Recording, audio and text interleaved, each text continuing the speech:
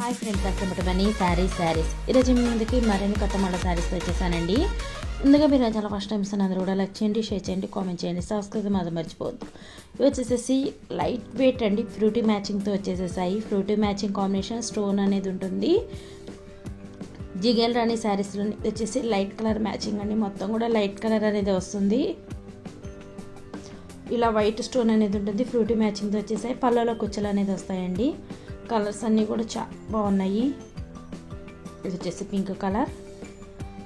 Next వచ్చేసి ఇది light పెసర కలర్ అండి, పెసర కలరు, పెసర గ్రీన్ అంటారు. ఇది నెక్స్ట్ వచ్చేసి కనకాంబరం కలర్.